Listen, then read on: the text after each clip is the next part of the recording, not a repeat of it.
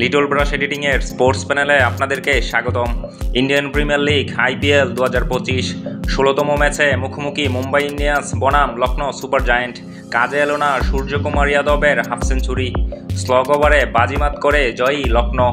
ছন্দে থাকা মুম্বাইকে হারিয়ে জয় ফিরল লখনৌ। পরপর 2 ম্যাচ হেরে শুরু করা মুম্বাই ইন্ডিয়ান্স কেকেআরকে হারিয়ে অক্সিজেন পেয়েছিল। এবার সে জয়ের দ্বারা বজায় রাখতে পারল না তারা।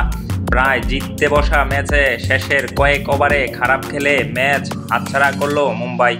লখনৌ সুপার জায়েন্ট নিজেদের ঘরের মাঠে 12 রানে জিতল। টসে জিতে বোলিংয়ের সিদ্ধান্ত নেয় মুম্বাই ইন্ডিয়ান্স। এই ম্যাচে খেলতে পারেনি রোহিত শর্মা। নেটে অনুশীলনের সময় হাঁটুতে চোট পেয়ে বেরিয়ে যান তিনি। প্রথমে ব্যাট করে লখনৌ করে 203 রান। ওপেনার মিশেল মার্শ এবং মাকরাম বড় রান তোলেন।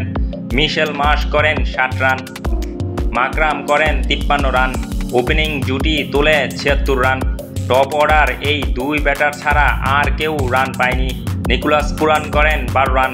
এই ম্যাচেও ব্যর্থ ঋষভ পান্ত, তিনি করেন মাত্র 2 রান। আয়ুষ বাদুনি করেন 30 রান এবং ডেভিড মিলার করেন 27 রান। নির্ধারিত 20 ওভারে 8 উইকেট হারিয়ে 203 রান তোলে লখনৌ। বল হাতে মুম্বাইয়ের হয়ে একাই 5 উইকেট নেন হার্দিক পান্ডিয়া। রান তাড়া করতে নেমে মুম্বাই মুখ থুবড়ে পড়ে। উইল জ্যাক্স রোহিতের জায়গায় ওপেন করতে নেমে তিনি করেন মাত্র 5 রান। রায়ান রিকেলটন করেন 10 রান এবং নমন দীর একটা দাপুটে ইনিংস শুরু করলেও তিনি 24 বলে 46 রানে আটকে যান।